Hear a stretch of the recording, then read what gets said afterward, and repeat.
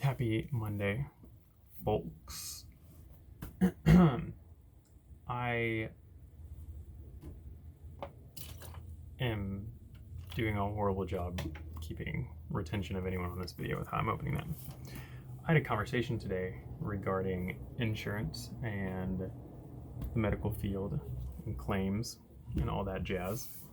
And I would say I probably know more than the average person just because of my field, but I don't consider myself an expert in insurance in the medical field. I don't partner with insurance for anything. I'm out of pocket pay. The closest I get is writing super bills, which look into if you do any type of private practice work, both as the clinician and the patient. Look into that. It's useful.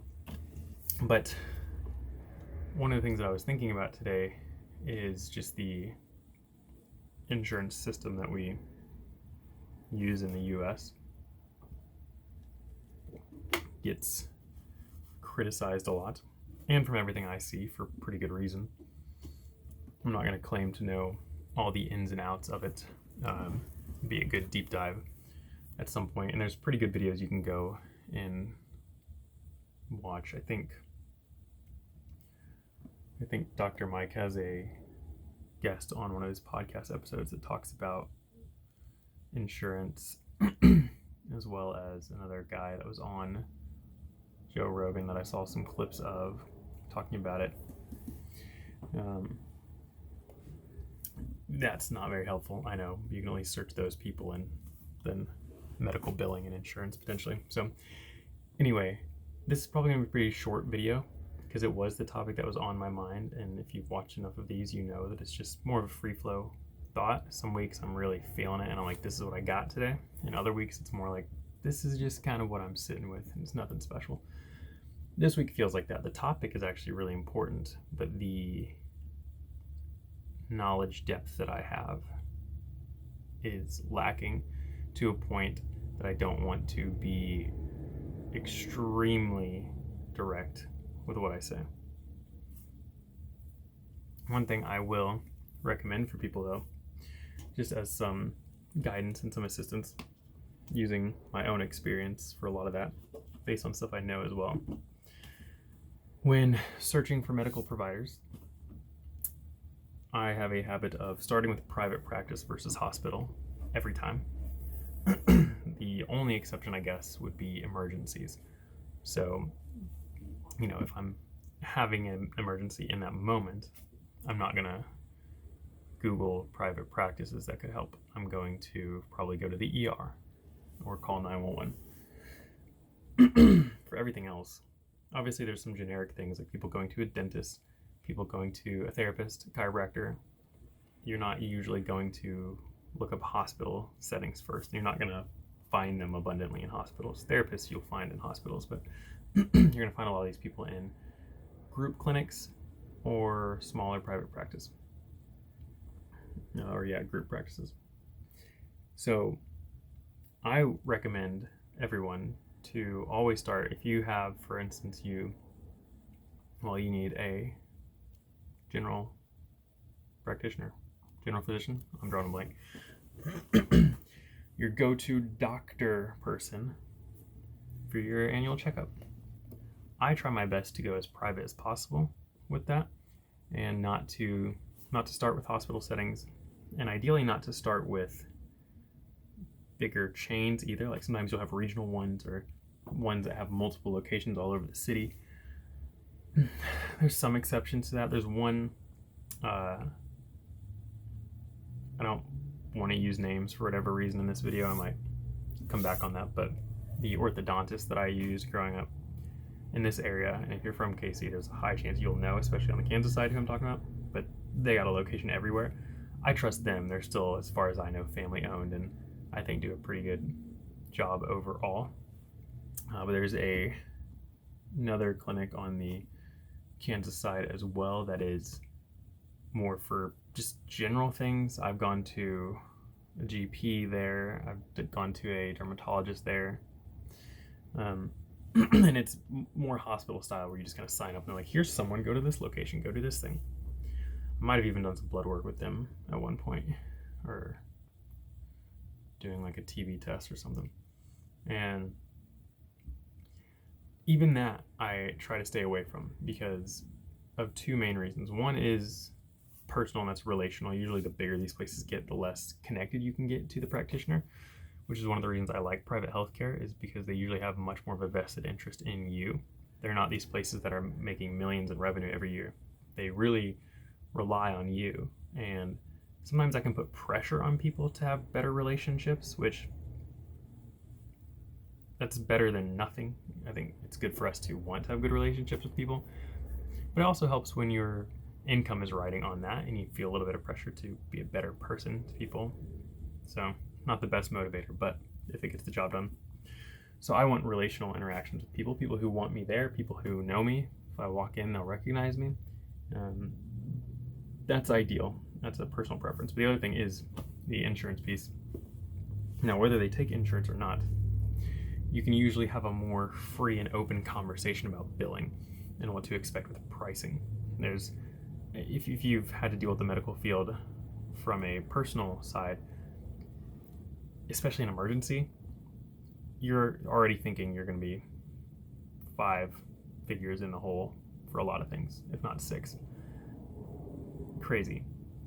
And so, yes, a lot of those are going to be emergency points, but looking at personal care, it's like elective surgeries or things that you can take your time with. So maybe one would be like, hey, this is really important for you to do. Schedule it within the next year or so, or 6 months or so. You have some flexibility. It's not an immediate emergency, get it done now. I recommend calling every clinic within like a 30-minute drive of you and just ask questions. What's your rate for this treatment? Do you have any fees that would surprise me? Do you take insurance? And I strongly recommend don't mention that you have insurance when you do those calls, if you have insurance. If you don't, it's fine. But when you make those calls, don't mention that you have insurance. And if they start the conversation with like, well, what insurance do you have? I'm not a big promoter of lying. I also would not give them that info until I get solid prices first. For various reasons, people will change their answers based on if you have insurance or not. Or they might plug the info into a computer, get some answers. They might, because their partnership with insurance, have certain rules about how they're supposed to interact with you about it. So you just say that you're looking to pay out of pocket and get their out of pocket prices. And if they can't give you that, that's I would say it's a yellow flag for me. I would move on to a different place if they won't tell me what it'll cost out of pocket, which is illegal. To the best that I can understand it, that is illegal. And I think for a lot of people, even, we're supposed to have those prices online. So you're supposed to be explicitly clear. So for me, my prices are on my website all the time. They're there. My prices are explicit on my phone consultations. They're explicit in my email correspondence. I will do a phone call.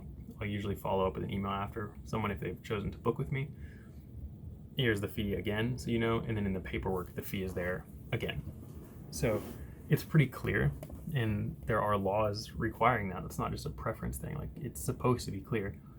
And you can actually get sometimes discounts because people won't tell you that, and it's important to remind people. And if you doubt that confidence on the phone, go look up the laws.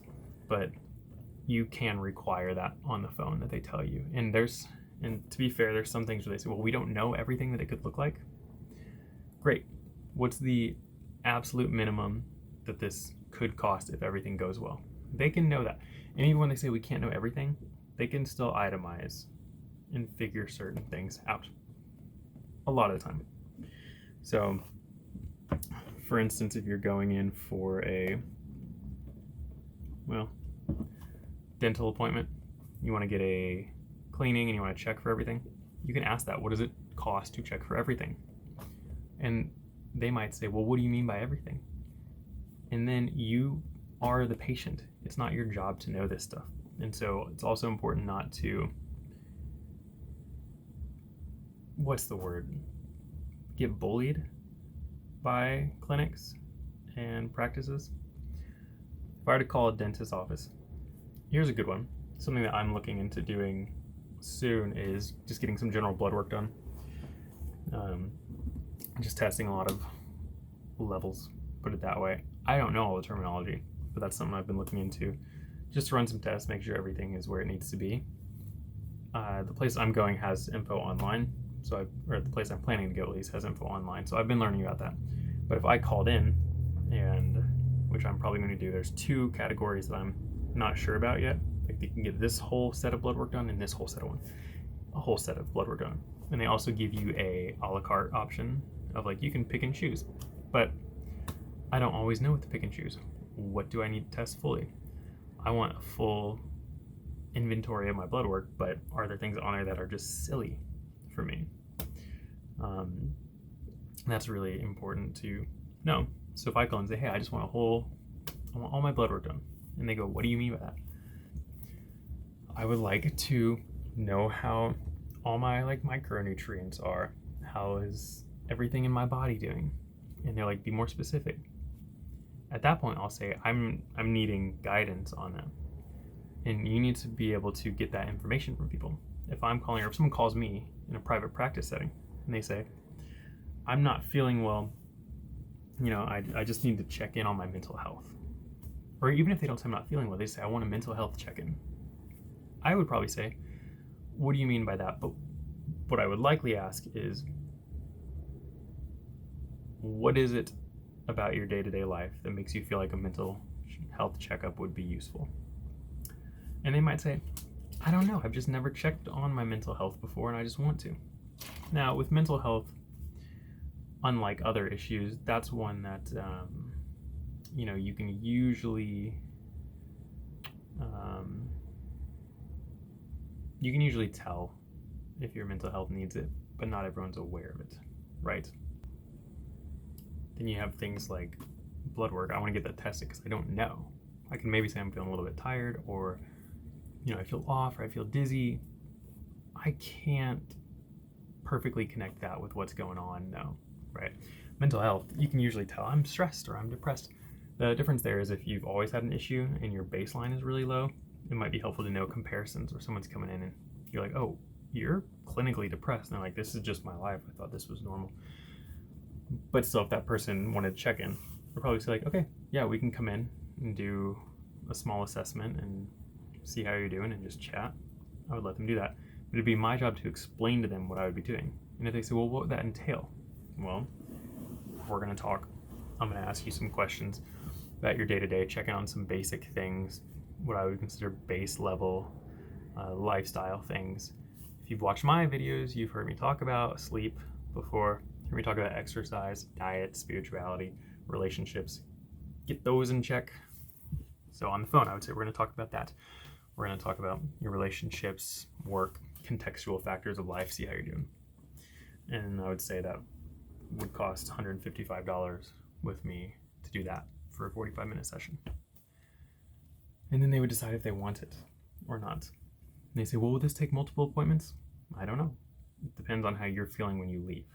I won't make you come back. There's very unlikely, unlike other sides of the medical field, that there's something where I'm like, oh no, you need to address this. People can survive without mental health in some capacity, just to be clear. A lot of people who want like a check-in like that are usually doing okay enough. So that is a generalization, by the way. It's not, if you hear that and you were considering a check-in and now you're not, still make the call. If you're considering it, just call someone. Don't take that as me saying, oh, you're probably fine. I'm just saying anecdotally what I see with that. It's been my experience. So, but by no means does that mean there's nothing there. And if anything, it's usually that I find something with people's stress management, their relationship experience, and their work environment. Those are the things that people tend to be less aware of than they might think they are. They just take things for granted, especially work. We have a very toxic overall work community in the US, and the amount of things that people just think are normal, which if normal means majority, then they're right, it is normal, but it's not normal in terms of healthy with how people get treated at work. So anyway, being able to call and ask questions is important. I'm still trying to talk about insurance here. Being able to call and talk about what you need, get actual prices, Don't say if you have insurance or not. Get them to give you hard prices before insurance is brought up. And then pick the location that you want. Pick the provider that you want. And at no point are you required to continue services. There are very, very, very, very few situations where you can be forced to continue any type of medical care. So, yes, there are examples of the system being abused by providers and screwing people over. Those examples exist for sure. Many people have heard horror stories. That's pretty rare, and it really depends on the field that you go into. Like in my field, that's like, well, I should specify in private practice, that's not a thing. That used to be a horrible issue in the mental health field when it came to what you call them insane asylums, I guess. We've all seen those scary movies, people going to check themselves in or something, and they're stuck in the experiments of that are real. And by that, I mean actual experiments of people going in, pretending to, they weren't even pretending. There's a specific study. If I can think of it, I'll come back and link it in the video. But it was a study of a bunch of people who were sent to the hospital as like a psych ward essentially, and were told that they just need to go in there and leave after a set period of time. But when they were sent in, the people running the test told the staff that they were showing schizophrenia symptoms, I believe. And these, I think none of them were able to leave. Like the staff just started giving them drugs, started giving diagnoses that just weren't true. It was purely a confirmation bias. Like, oh, this person might have schizophrenia? Well, we're only gonna look for that to be the truth. And they found it.